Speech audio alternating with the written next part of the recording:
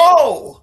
Hello, We're everybody. here. I guess we're here. I think that was weird. I think I had it on in stereo again. You see, I told you, Colonel, that I could screw any audio or video, which I know everybody loves me for here. Don't I make you all feel better about yourselves because there are ways that I suck? But let's get to the point here. We're really excited to be here. Another edition of Amped Up with Cliff Schecter. I am Cliff Schecter, and David Shuster, as always, alongside me. As the better half or like better 2/3 or the guy that actually, was once an Emmy winning anchor, and he's still Emmy winning anchors here. And we're so lucky to have Colonel Bree Fram with us, who I'm going to let her tell a lot of her story because it's pretty incredible, but she's everything from military like star to rocket scientist to congressional candidate to somebody who is much more organized than me, though that's not really difficult. So we'll leave that part out. Welcome, Bree. Thank you for being here. Oh, thank you for having me. And I loved the opening montage. It was great to see, and particularly your inclusion of the Statue of Liberty, because that is a pretty representative of some of the things I'd love to talk about today. Well, and before we get into that, Bree, just also to sort of set this up for our audience, Bree, you were a colonel in the U.S. Air Force, the highest ranked transgender service member, the first to reach colonel. You served in the Iraq War, 20-some years in the Air Force and then the Space Force. Tell us a little bit first, and we're going to talk about your run for Congress. You're running because, in part, you were essentially forced to leave the military under the Trump administration. Explain what happened. So you are exactly right that I had planned to serve for many more years to come before this administration showed up and 1 week in put out an executive order that said that people like me are dishonorable, undisciplined liars who lack the humility required for military service. And talk about a shot across the bow on our character. Now, it wasn't completely unexpected. During the first Trump administration, something similar was done without that language demonizing us.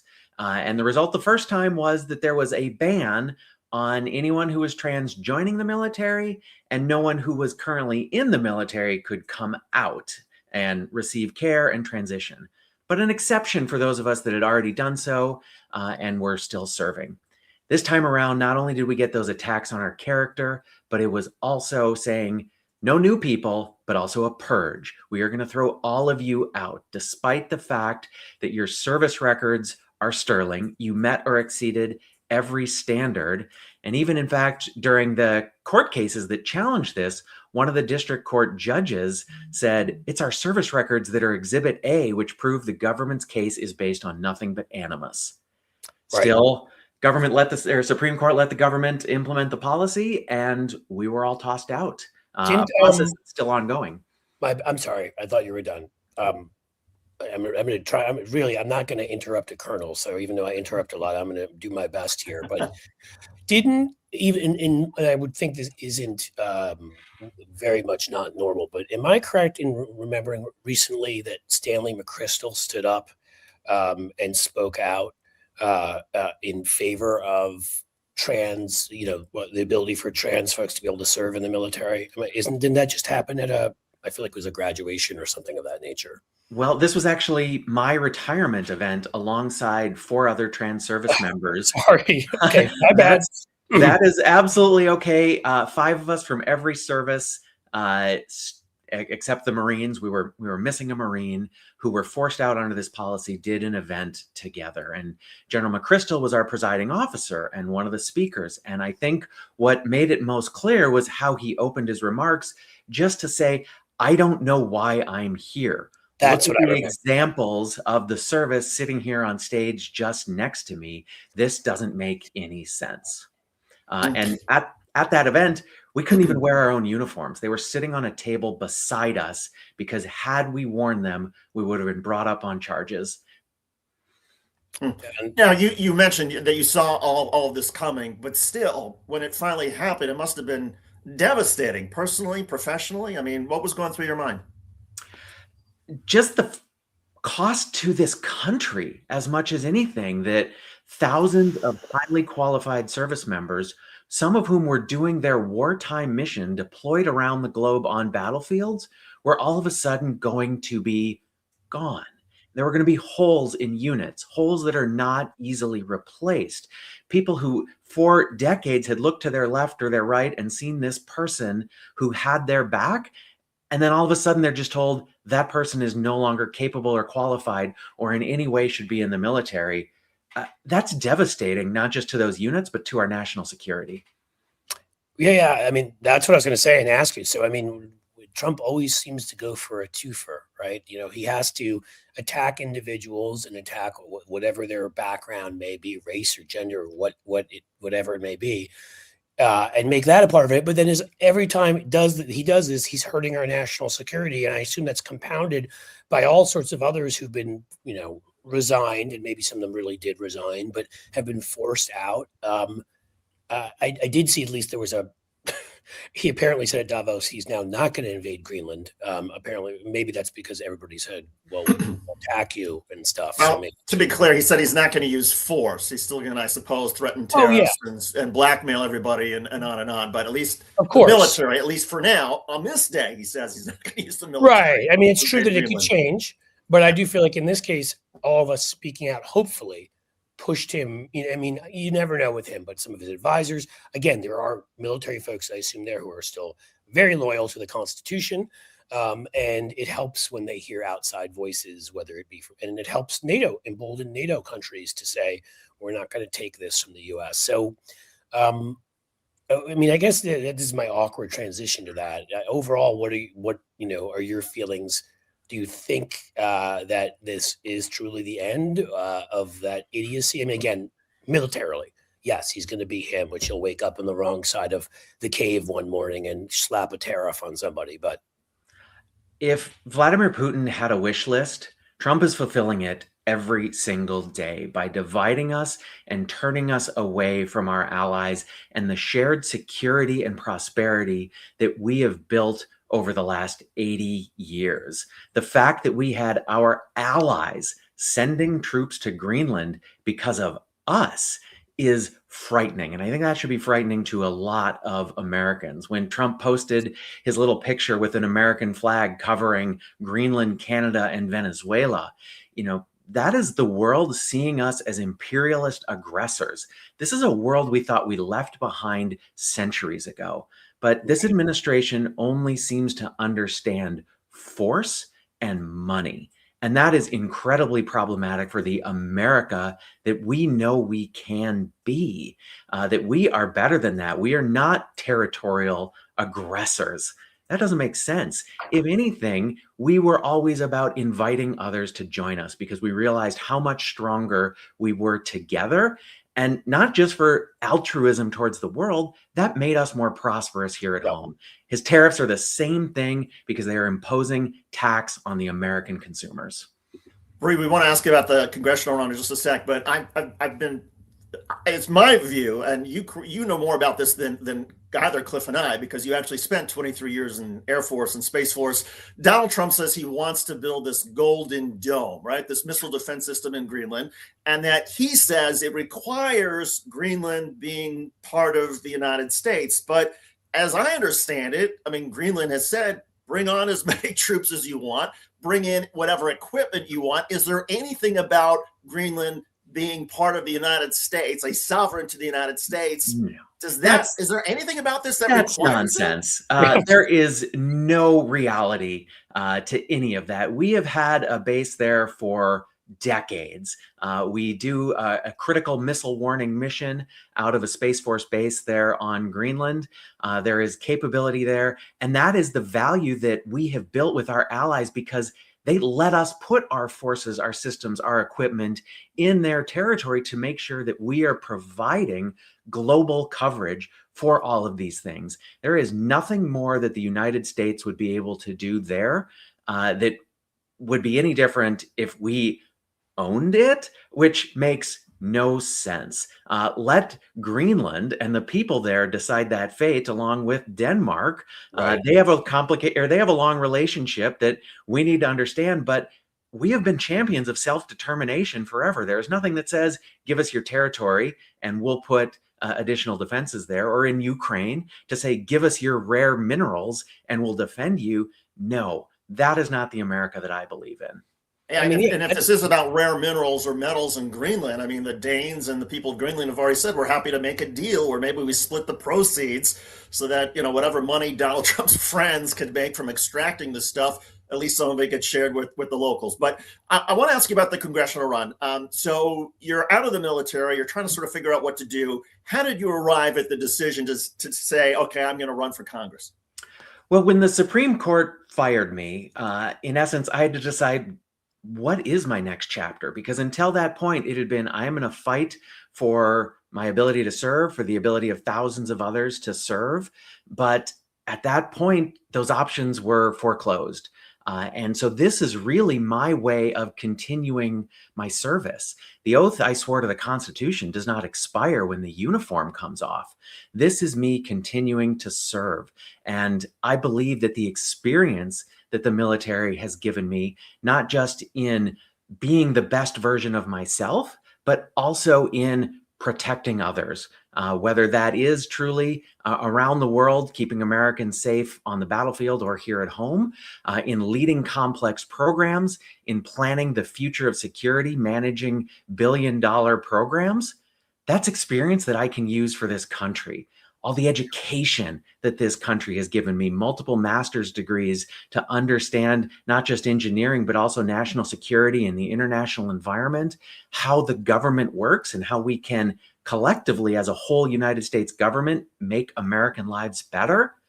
I want to be able to put that knowledge to work for the people of Virginia and for this nation.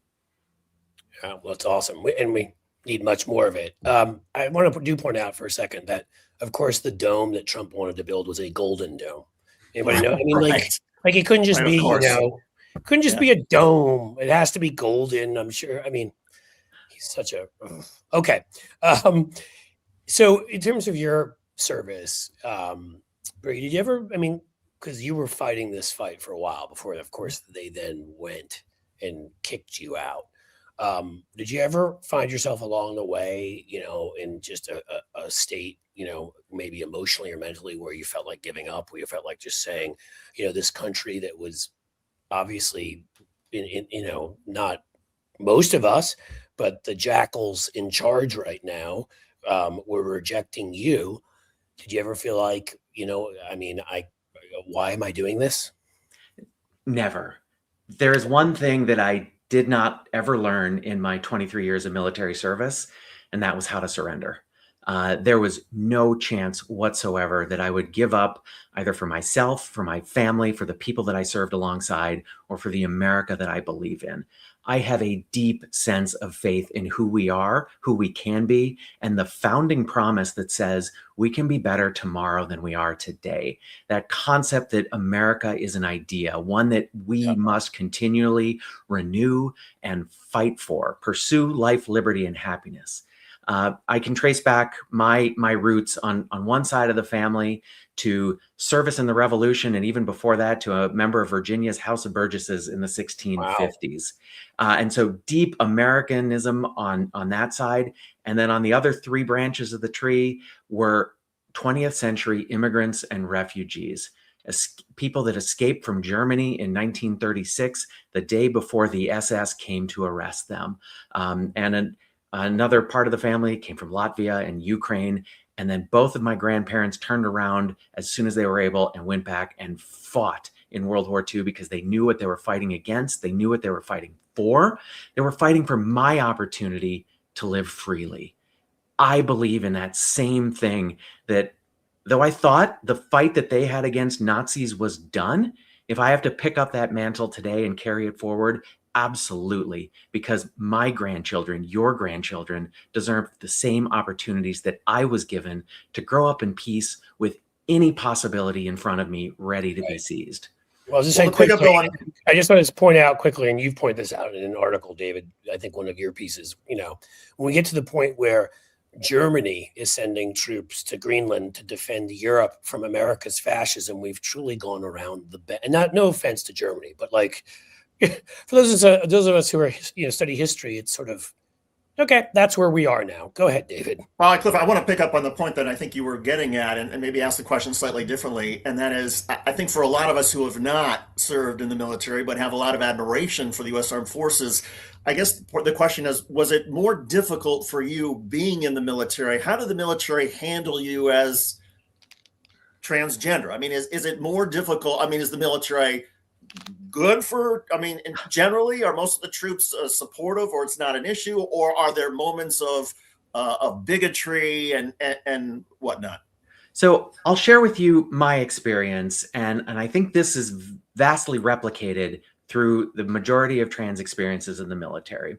When I first came out in 2016, the moment the Secretary of Defense finished speaking, saying we could serve openly, after a brief period of hesitation, because I had some nerves, I hit post on something to Facebook, and I hit send on an email to all of my colleagues coming out as trans.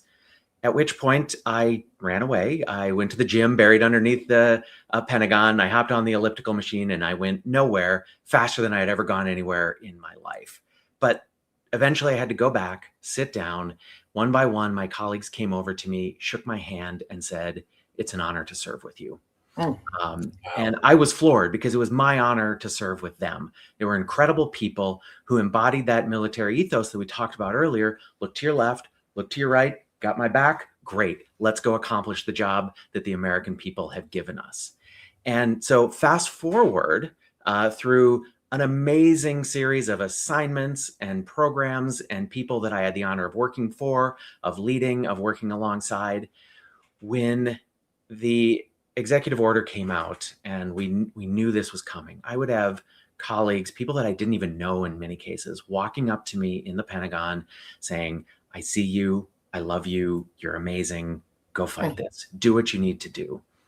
And in my last week, as I would go to meetings, still doing my job, I had to realize, hey, this was the last time I was going to this event or that. And because the Space Force is so small, we often send someone who is one or two ranks below what the other service is. So I'm at a meeting with the Joint Staff, room full of admirals and generals. I am the last one at the end of the meeting as they go around the table. "Hey, what you got?" I'm like, "Here's one work-related thing, and unfortunately, this will be my last meeting. I don't know when we'll have a permanent replacement, because this is an unexpected departure for me." The officer sitting next to me says, "Oh, why? What assignment did you get? Where are you going?"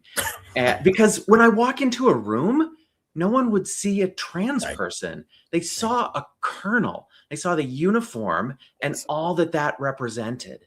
But reality did settle in over that room, and a beat or two later, as it did, the scene from 2016 repeated, this time with admirals and generals standing up, walking over, shaking my hand, but with the sadness of past tense, saying, "It's been an honor to have served with you." That says everything you need to know about the service of trans people. We were welcomed, we were respected, and we were valued for meeting or exceeding the standard, just like every other service member. And Right. I think that's the military that so many of us could only hope for. And it makes the way that Pete Hegseth and Donald Trump have tainted this incredible institution, it makes it even, I think, to the rest of us, even more heartbreaking, because this is something the military has long been ahead of the rest of society in many ways, whether it's immigration or LGBTQ. I mean, it goes on and on and on. Goons are trying to turn back this treasured institution. It's just heartbreaking.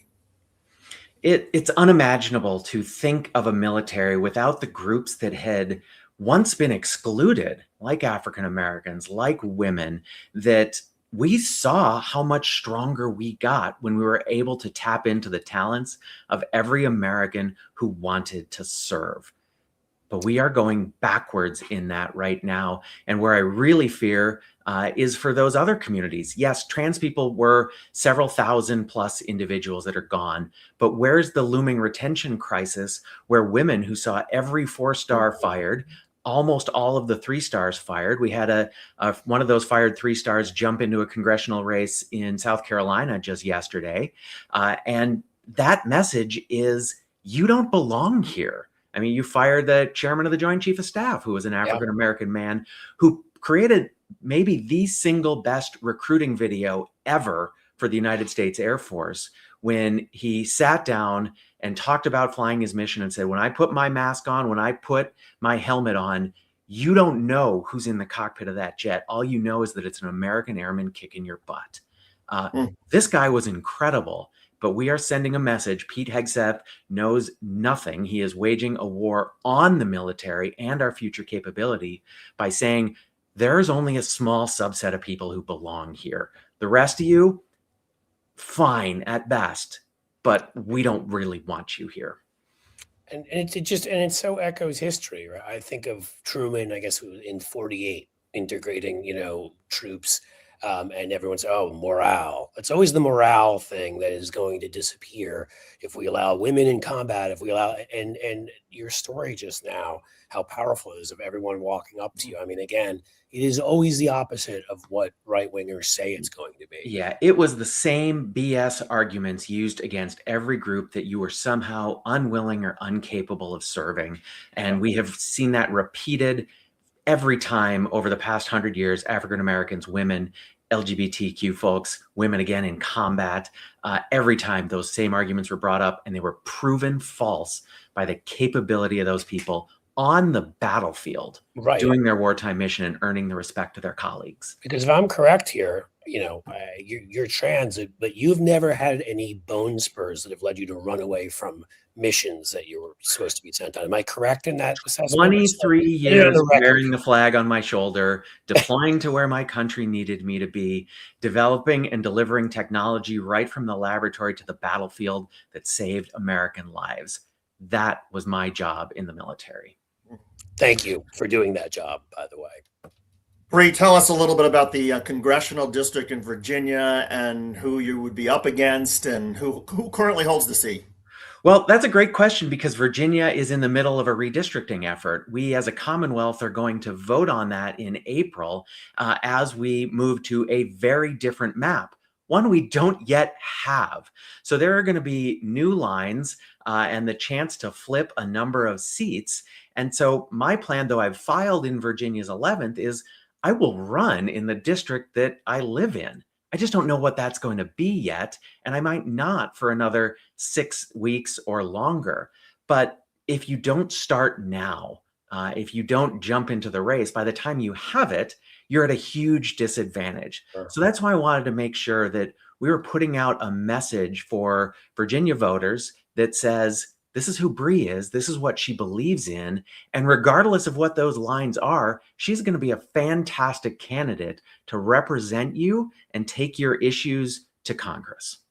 Now, obviously, there would be a primary, right, to determine who the Democratic nominee would be, and then a general election. And I would imagine some of the questions that you face in each might be a little bit different. How would you describe, or how would you distinguish yourself on the issues, say, from a centrist Democrat or somebody who wants to sort of appeal to that kind of Virginia Democrat? Yeah, I can't draw any contrasts yet with people that I don't know who I might be running against in a primary.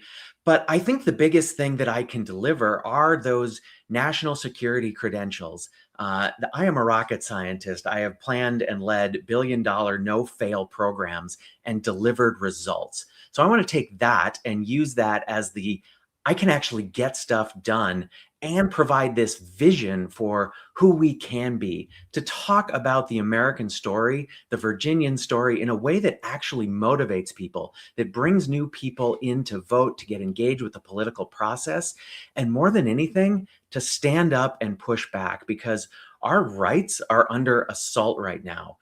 And I will do everything I can to remind people of their right to speak, their right to assemble, their right to say, this is not who we are. We should be safe, seen, and celebrated in our communities, not afraid of what the federal government is going to come do to us, our neighbors, our children.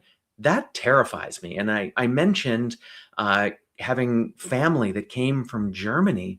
I recently got the chance to hold and to see some of their passbooks with a big red J stamped in it for Juden, and to see that and hold it in a society that was that classic show me your papers, and realize we're having that happen here today, or we're even skipping that and we're just dragging people out of their cars even without knowing that they're US citizens. That's awful. That is not what the government should be doing to terrify Americans. Do you have thoughts on how we should respond? Obviously, there is a big debate right now, and I'm not going to hide which side of it I'm on. I think that ICE is just, call it what you want, call it the SS. Which, by the way, there was a guy walking around, a member of ICE in Minneapolis, with SS tattooed on his neck, and didn't feel a need to even remove that. But call it that, call it KGB, call it Genghis Khan's army. I don't, like, they do not. There's no. I mean, it's like our Constitution doesn't exist. It's like state laws don't exist. What would you do? Because right now, I've just heard another former member of the military, who's a Democrat, Seth Moulton, come out and say that we should fully defund ICE. There are others who've said, who are, in my opinion, are not doing nearly enough. I mean, we're not talking here about policy disputes, whatever. We're talking about pure fascism in our streets. We're talking about a woman shot in the face in her car and murdered. People who have harrowing stories of being taken to what amounts to concentration camps and spending days there with people, and they're American citizens, a day or two there with people that don't even have their rights. God knows what's happening to them. If we don't defund, and we will need to know by the end of this month what they're going to do there, do you see any other way? And I'm open to other ways. I just haven't heard it yet, that we can stop ICE from. I mean, again, we can stop what is a secret police force, a Stasi in our midst. One of the things that I think absolutely has to be done are some of these officials that are both shielding these ICE agents, basically granting them immunity. They, like the effort now to impeach Kirsty Noem, those types of things need to happen, because whatever people are doing on the ground, there are people above them protecting them and saying, you can do whatever you want. You get to be a thug with a gun, and we're going to give you $50,000 just to sign up for that. That is incredibly problematic. So yes, there are some issues with how do you fund this organization and how can that be taken back. But you also have an administration that is willing to unconstitutionally move money from one area to another. So the courts really are going to need to weigh in and say, yes, the law of the land still applies even if you are a federal agent. And it also applies if you are a government official. No one is above the law in this nation. And I think we actually need to start talking about constitutional change. I know that's difficult. I know it's a long path, but we need to start now to think about not considering the Constitution as some document that was written and is left to die and be interpreted by judges. We can make changes to that. And a lot of that should include limits on executive power, to include the pardon power, which would allow these people to commit crimes and get away with it, to say that no one in the government is above the law, and to make sure that foreign influence is kept out even more so from our federal government. I hear you and agree on the idea of impeaching some of these other officials, but on the issue of funding, is it as simple as saying, yes, we're going to take away DHS and ICE funding? Or if not, is it because it's more complex than that? I think right now it's more complex than that with what this administration is trying to do. So for the members that right now are trying to work on defunding the program, clearly this is a bloated, overfunded program. There are some missions that the organization has that need to be done, but it should never, ever, ever be used as a weapon against Americans or people that are here and just going about their business. So I am terrified by what ICE is doing, how ICE is represented to the American people, and there needs to be something new. I think in the long run, there cannot be an organization that looks at all like this, even if some of the missions that it has on paper remain important to the people of the United States. Yeah, I mean, and I don't mean to belabor this, but I really feel this is such a crucial question. I know I get fully what you said about defunding. They might just move money around. Sadly, though, what they've also proven is that they don't, I mean, in very basic ways, won't follow the Constitution, no matter what we do. So I feel like the defunding, even if they move funds around, is a way of sending a message that we are standing up to this group of thugs. Again, these are, in the United States of America, people that are masked, people that refuse to identify themselves, people that don't have warrants and break in your windows or break in your doors and throw pregnant women to the ground. I guess what I'm asking is, if we don't do that, do you think there's something else we can do? Because I do think it's so important that we send a message to everyone that this is not okay and that we are forcefully taking it on. And I don't feel like just saying, well, now they have to wear body cameras and get training. Their purpose. I mean, some of these guys are Proud Boys. I mean, a guy, as I said, had an SS tattoo on his neck. Some of these guys are in gals or were from January 6th. So I guess it's, what is it that could make, and I don't mean to put you on the spot, but do you think there's anything else we could do that would make that statement that we are not going to tolerate this anymore? I think the response we're getting out of Minnesota is actually a surprisingly good one. I have a lot of friends and family still in Minnesota. I talked to a high school teacher, one of my oldest friends, just the other day, and he says, only half the kids are showing up. He, as someone who doesn't have skin that looks like mine, carries his passport around all the time.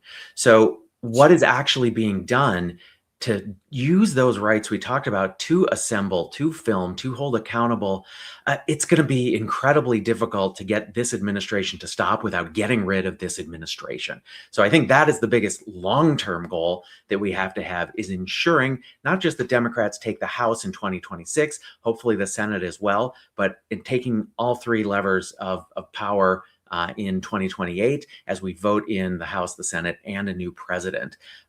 What we can do right now, as you talk about defunding ICE, is minimize the harm that can be done, but it is really people standing up and showing the consequence, pointing out the hypocrisy between what this administration says that it's doing in removing the worst and the worst, and the fact that it is over and over again doing what you said, dragging Americans out of their car, leaving them in the cold and the snow. It takes all of us, and it takes mass protests. So people should be exercising those rights and showing just how wrong all of this is. One of the people in administration who I think is horribly wrong on so much stuff is Secretary of Defense Pete Hegseth, or Secretary of the War, whatever the hell they want to call it. If Democrats do take control of the House, there is the possibility for impeaching folks like Pete Hegseth. It's sort of a two-part question. What has been your view of some of the activities that Hegseth has done, whether it's sharing, bombing information on an unsecured chat, or whether it's attacking those boats off the coast of Venezuela without getting congressional authority? And what's your view of that? And secondly, related to it, should Congress, if Democrats take control, should they move to impeach Pete Hegseth, which may be as much of a political question as anything? Well, he is clearly the most unqualified Secretary of Defense that we have ever had. And that's regardless of what he's actually done prior to this to be unqualified. He is proving it every day with the action he takes. He doesn't answer the fundamental question of, should we do this thing with the military? The only thing in his mind is, can we? Okay, great, let's go do it, even if it's the wrong thing. And guarantee you, it is always the wrong thing. With these guys, yes. You make the wrong choice. You punish your own people. You focus on war winning in his mind instead of what the military is really there for, which is preventing wars from ever happening.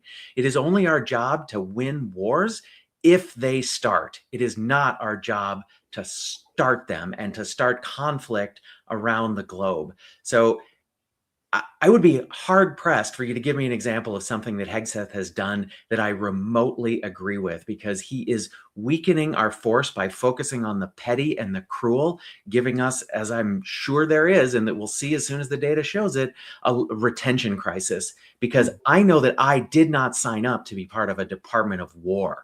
That is wrong, in my opinion. And that is one of the first things that needs to go.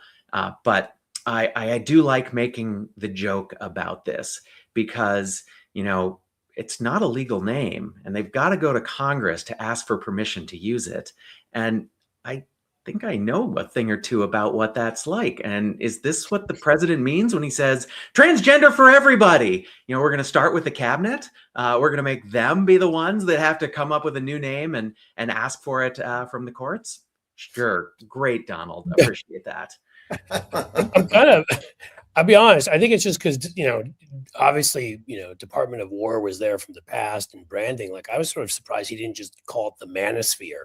or something. I thought Hegseth, or like 3 brewskis in, or I mean, something like the that. Don Rowe doctrine is a pretty good one. I'm like, Yes. congratulations on that. It's definitely up there with the berating the Norwegian prime minister about the Nobel Prize he doesn't give over the country of Greenland he doesn't run. I mean, you can't. I don't. I mean, you know what? That actually leads to a really good question that I'm thinking about now. I mean, okay, so I lived in Europe 2 different times. I spent a lot of time abroad. It was always kind of funny. Oh, you gauche Americans, you dumb Americans. That we weren't as well educated, and I can make a whole argument that, frankly, since the days of Reagan, we've taken money from the very things that made us great, and it's only gotten worse over time. And it's given Americans we lost the aura we had after World War II. Let's just say, I mean, after this. Do you think we can ever get back the credibility that this group of, for lack of a better term, pantaloons has taken from us? I mean, just think of the you just brought up Pete Hegseth, and that's only one human. There's Kash Patel and the country western or country singer. There's Kristi Noem shooting her dog and posing in front of, in war crime pictures in front of prisoners. I mean, I could go, I can go on, and you could go on, I'm sure, Bree. How can we even come close to getting that back? The answer is yes. And I believe that it has to be yes. But the work of rebuilding, and even better yet, renewing, having something better, not just going back to what we have, I see this as opportunity. This is akin to Lincoln saying, we need a rebirth of freedom. We need another founding of this nation. And that's why I brought up constitutional change. We can be better, but that work is hard. That work is long-term. That is the work of decades, if not generations. It is so much easier to destroy than to build. But we used to be able to do those hard things. You mentioned Europe, and clearly the Marshall Plan after World War II, that was, seen by a lot of people as, why would we do that? Why would we send our resources to rebuild this problem that the Europeans created? Yeah. But that put a lot of good into the world, not just because it was the right thing to do, but because who did American businesses then sell products to? Right. How did we grow our trade? Why was America looked at as this beacon of freedom? Because we did the right thing, and it just happened to benefit us as well. So I mentioned at the beginning the Statue of Liberty, and again, that word beacon, that one is so important to me, that the United States as a nation of immigrants who was built on wave after wave, generation of generation of people seeking a better life. And right now, instead of people being encouraged to come here and build that life and build on this shared idea, this dream that is America, we are a source of refugees, not a beacon to them. And so that is the work that we need to be doing. Turn that around, rebuild trust, come up with something better, because we can get there. We just have to be willing to think a little bit longer term. Gotcha. And to get to that America. Get us there, do you? I'm sorry, can you repeat that? I was just making a joke. I was saying, you don't think the Board of Peace will get us there, do you? Nothing where the price of entry to the worst abusers of human and civil rights in this nation is, oh yeah, just give me $1 billion. Right, $1 billion in Bitcoin. Make sure it's in Bitcoin. There is a question, and Cliff and I have asked this of other candidates and other guests, in terms of, as we try to seek to repair this world, repair this country, how do we do that? How do we show some accountability? And there is a sharp debate about whether there should be something like a Truth and Reconciliation Commission at the end of all of this, or whether we should just try to move on because the American people can only focus on so much at one time. Where do you come down on that? Yeah, that is a really different one. And we have a difficult one. We have a long history with this. We can think back to the pardoning of Nixon or what occurred during Reconstruction after the Civil War. But I think one of the most damaged ideas that we have right now is that we are a country based on the rule of law. And if you have committed crimes that are documented, that we have the ability to hold people accountable, that's critical. because accountability is central to trust. If we don't have people that are accountable in our federal government, why should anyone trust them? And we need a government that actually delivers services to people when they need it. And just, this is a simple example, but I had to make a Social Security appointment for one of my kids. And here in Virginia, and the Social Security website says you make this appointment online and you have to go to your local office within 30 days to finish it. Yet that office says there are no appointments for another 60 days. So I had to go to another state to get that appointment done in time. That's not effective government. And this administration is taking an axe to that and making it even harder. So we have to rebuild the trust in the way that people engage with the government on any given day in their lives, and at the leadership level, where you are a steward of the American people. The president and other government officials are there to faithfully execute the laws of the United States. And if they are not, they need to be held accountable for it. Well, and I have to say here before I ask a question, I feel like what you said there is so important. You brought up the Marshall Plan, which worked, right? And Bretton Woods and everything we did to strengthen, yes, those that had been our enemies and create 70 years of prosperity and relative peace. Certainly there wasn't a World War III during that period of time. And you know, everything that we did there. I feel like Reconstruction was the opposite, right? We did it for about, you know, during Grant's time, and then Hayes threw it overboard. And we did not change from the culture that had dominated in the South to a democratic culture. And so that's why, to me, David's question there is so important, which is, look, if to me, Trump, you know, is certainly a symptom as well as sort of an accelerator of this illness. I think Mitch McConnell and others that dumped money in our politics and screwed up our judiciary and allowed this to happen. But I guess I'm agreeing with you here. I feel like you know, if we don't, you know, and the question is how to do this. So maybe there's a question in there for you. You know, if we don't do this right, I think truth and reconciliation is part of it. I think creating whole new institutions. You were talking about the Constitution. I think constitutionally, and even so many things that aren't required by the Constitution. We could make DC a state by an act of law. We can make Puerto Rico, if they're interested. We could make, everybody's like, oh, well, what about the U.S. Virgin Islands is too small. Listen, no offense to anybody out there, but there's as many cows as people in Wyoming, and they get 2 senators. So I think the Virgin Islands with 200,000 people would deserve the same thing.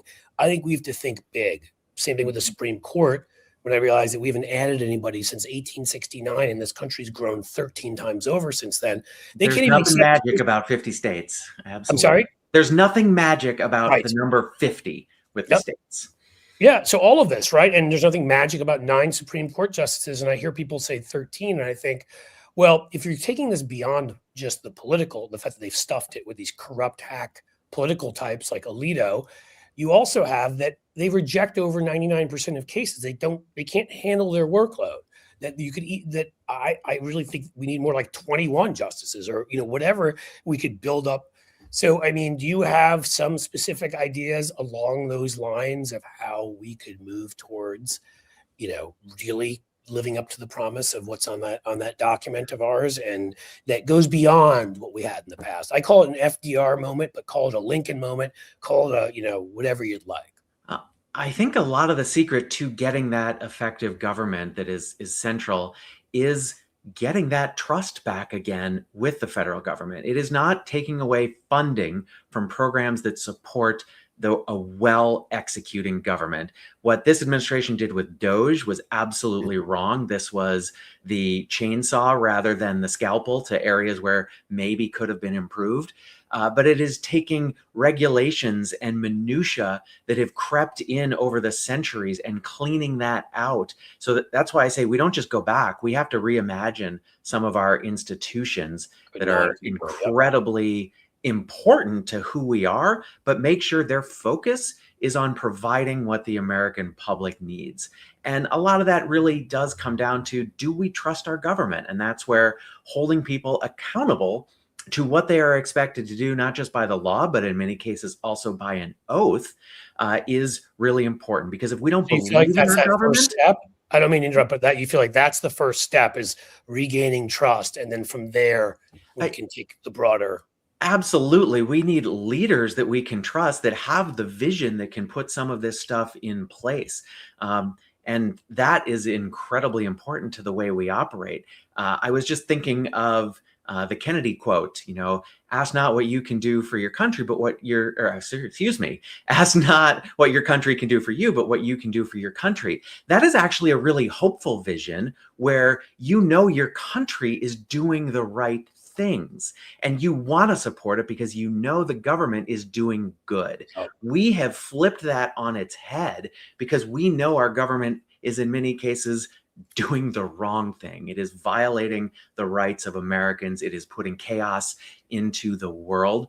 Why would someone want to be part of that type of thing right now, even though federal workers, for the vast majority of them, are there because they care, because they want to provide that kind of government and service that their family deserves, and so does yours. Right. So and they make less money. That I just think it's such an important point because they demonize. I wrote a Substack piece way back when Doge was doing its worst, about this, where government workers often are giving up much bigger paydays at private companies. Hugely. So they can be there to help us. And the demonization of them, man, that was one of those things that got me so angry and set me off. So thank you.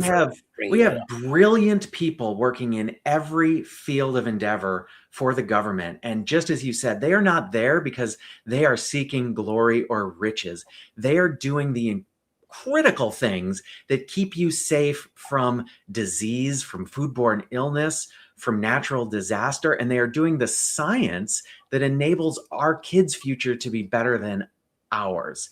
And without that piece of hope for them that they are serving something greater, those talents are going to go elsewhere if they haven't already been fired by this administration. Bree, another policy question before we get into some, I don't know, I'll call it silly stuff, but a final policy question. The number one issue for every voter generally is the economy. And we face this sort of situation where the wealth gap keeps getting wider. Where are you sort of in terms of economic policy, whether is it tax the rich? Is it increase minimum wage? Is it get rid of corporate welfare? I mean, what are some of if somebody comes up to you on the political campaigns trail and says, hey, how are you going to help us fix the economy? What's your answer? Well, would you like to write that for me? Because you were pretty close right there with the vast majority of those things. As wow, David, talk about, become a speechwriter here. we talk about affordability. Clearly, the wealth gap and the inequality that continues to grow is problematic. So we do need to bring minimum wage up. We've got a bill in the Virginia legislature right now just to do that across the Commonwealth. And the rich, the billionaires in particular, need to pay more. Our top tax rate is just about as low as it's ever been. We again can talk back to those post-World War II eras, and there were 90% tax rates. Yeah, Ike too, a Republican. We absolutely have to understand that no one got that wealth on their own. That was built on the public infrastructure, the public goods that we have provided. Yes, hard work, entrepreneurship will get you far and are inherent to the American dream. But there's a public aspect of that we do need to fund. So at that top level, yes, there does need to be more that is something that enables shared prosperity for all of us. Would you entertain, Elizabeth Warren has talked about a wealth tax. I think it's above 50 million. If you have, above that in investment savings, what have you, that there might be, I don't remember if it was a 1 or 2% tax on wealth above that. And I know AOC had spoken about at some point, and they always try to mix you up on this. Like, you're going to tax all of your money. No, for every dollar you make above 10 million a year, that would be hit at a 70% rate. And you don't have to say, again, I don't know if you support these exact things, but general concepts like that. Right. And I think our tax code in that way is one of the things that a lot of us don't understand when we just say the top tax rate. That top tax rate is not on the first dollar you earn or the $100,000 you earn. That is on those millionth or 10 millionth or $100 million. But that's important to understand. So someone who says, why would I work any harder? I'll get taxed so much. Well, you're still making more money than you could possibly spend. Right. And we have to understand that, yes, the concept of something like a wealth tax may be one of the ways we can do that. I don't know what the right number is. This is something that I've got to understand and learn. I was just checking concept. Yeah, you don't have to. Conceptually, that is certainly possible. If we have money that is just sitting there and enabling generational wealth in a way that doesn't support shared prosperity, I don't know that that's the right way we should be approaching that. All right, let's get into some silly stuff. Bree, you were a rocket scientist for 23 years. For those of us who literally, I couldn't do calculus or algorithms if my life depended on it. But what was the coolest thing about being a rocket scientist? What was the coolest thing you did? I'm going to tell you a funny story, because this is when I was in college, studying to be a rocket scientist, and I got called to jury duty. And terrible case, but we're deliberating at the end, and someone is there fiddling with his chair, trying to get it to recline, and he can't get it. And he's like, God damn it, it would take a rocket scientist to figure this thing out. I'm like, I'm a rocket scientist. Can I help you? And I flipped the switch and he reclined, and I was like, okay. And the fact that you clearly, did it, I am putting my education to use. the fact that you did it, it worked. It was so. I wish you had video of that. That would be outstanding. All right, I have to ask you something that and you can refrain if you'd like, but couldn't we come up with something better than Space Force? Maybe less sort of cartoonish. And I feel like it. I get that there's real things they're doing, though I didn't get that for a while. Because the name sounds so Trumpian. It makes you think of right away, like, it just, I don't know. It makes me think of like a parody of Star Trek.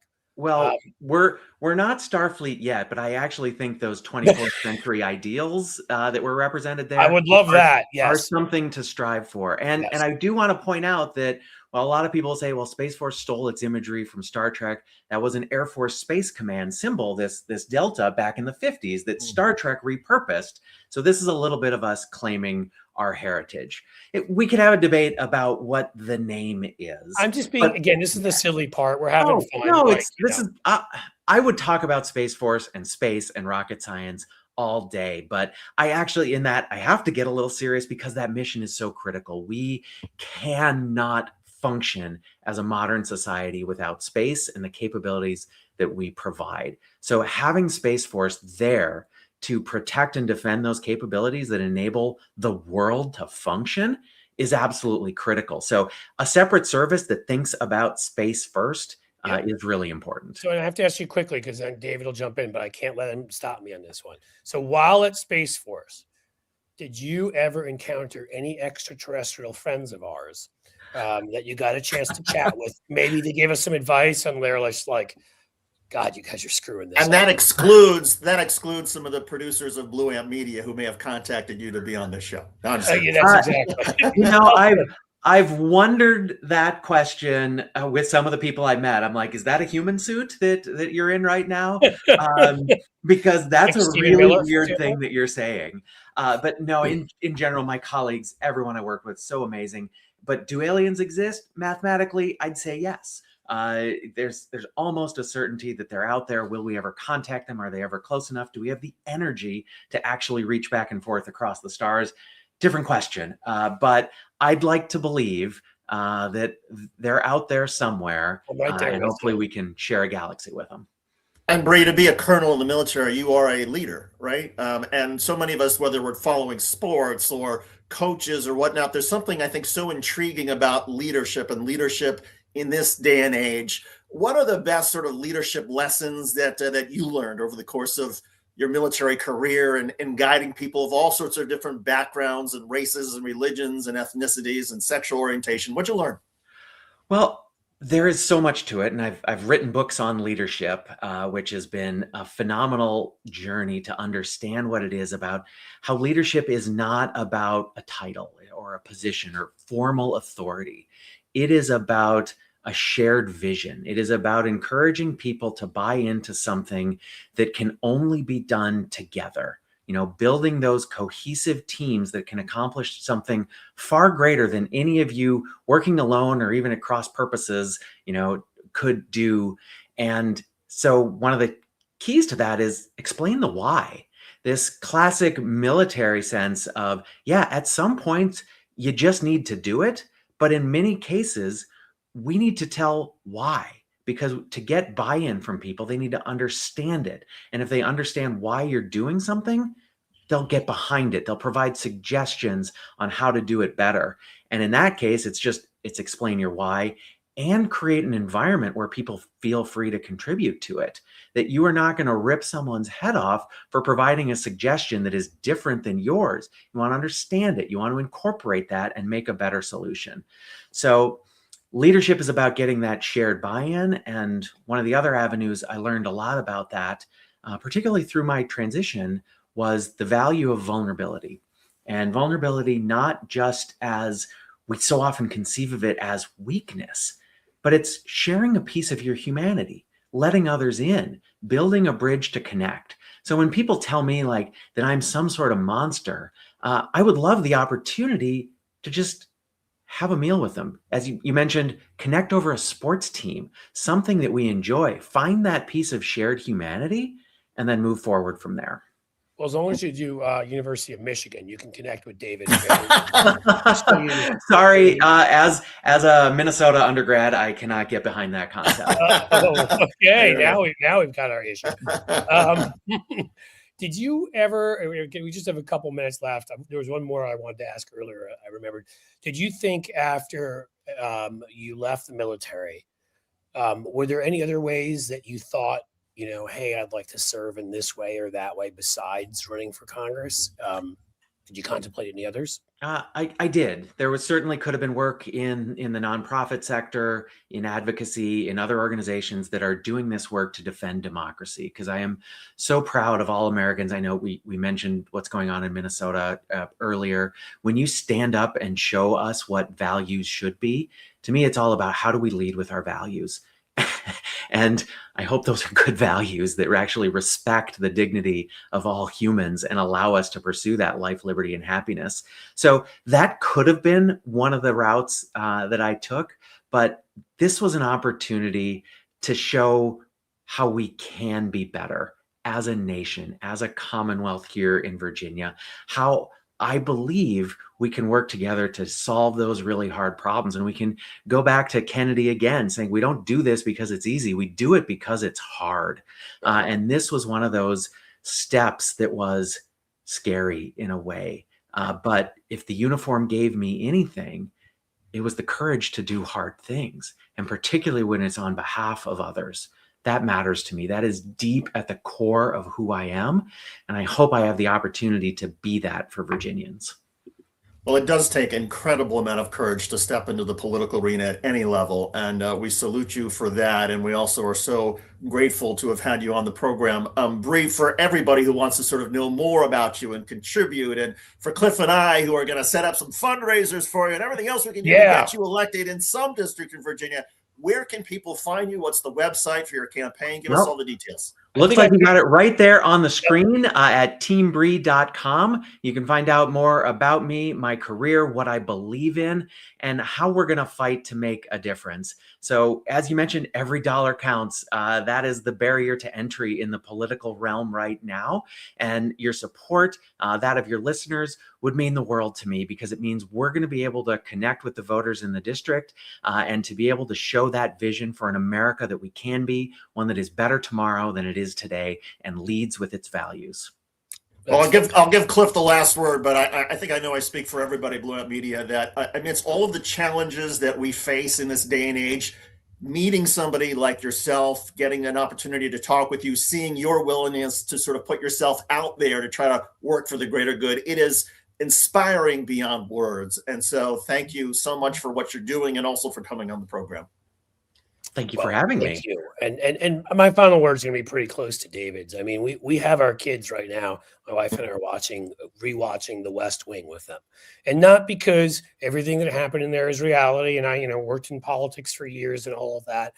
It's more just for the spirit of when government, those in government, that the show gives and I believe this, that we had many, not always, but many in government that wanted to improve your life, that woke up Mhm. thinking, how can we make people's lives better? Not how can I pocket more money? How can we get to the moon before the end of the 60s? How can we build the Hoover Dam, building things, creating things? That to me is what made America great. And, would make America great again, and to take on those kinds of projects, as opposed to what we're doing. So honestly, I'm just going to say you are about as close as it gets to the West Wing in reality, in terms of somebody who is incredibly stood up against bigots, has stood up to those bigots in their faces, and still not retreated from the arena, but gone into a different part of it where you can serve us. And you still, I mean, how humble you are, how the dignity with which you talk about this. This is what I mean. I'm going to thank you not just for the fights you've taken on, but this is what I want my kids to see, because Yep. the horror of that there now, since they were very young, with the brief interregnum of Biden, seeing Trump and seeing cruelty and incompetence and corruption at its worst, and thinking that's what government is. As you said, how we get people to trust government again is by electing people like you, who put government first and want to be there to help people. So, thank you for putting yourself out there. Thank you. I mean, it's a risk that people who don't do this kind of stuff don't fully get. And your service, and just your grace in the face of some pretty awful people out there. So thank you for everything you've done, and you are doing that my kids will see. How about that? Thank you. And your words took me back to Teddy Roosevelt, and I'll update the words to say the person in the arena. This is the time that we need to engage. And I hope so many others that might be watching or listening out there choose to engage as well, to jump into the arena, to do things that are hard, even when you're afraid. That is courage. Go do those things, run for office, show up at a school board, do the boring stuff that democracy requires to function. And we're going to get through this. Fantastic. Well, if we can get you out here to Cincinnati, Ohio, Bree, there'll be a fundraiser. Otherwise, we'll do something online. We'll figure Or it Cliff out. and I will just take a road trip to Virginia. How about that? Yeah, Why not? That would be we'll fantastic. film it the whole time. Me and David just in the car, with You straw can pretend hats you don't on. know us. You say, "Oh, those are my crazy relatives. Just ignore them." Exactly. Seriously. Thank you, everybody, for being here. Thank you so much to Colonel Bree Fram, and thank you for your story and for speaking with us, David. As always, as I say, my ace in the hole here, former Emmy-winning anchor at MSNBC, who makes Brother from another mother. There you go. Like that, right? And all of you who support us and support folks like Bree, thanks so much. We will be back tomorrow with another edition of Amped Up with, I even hate to say it, just Amped Up at 2 tomorrow. And I think that will be it. So we will just say our sign off as we always do. As the sun sets slowly in the west, my friends, I bid you a fond farewell.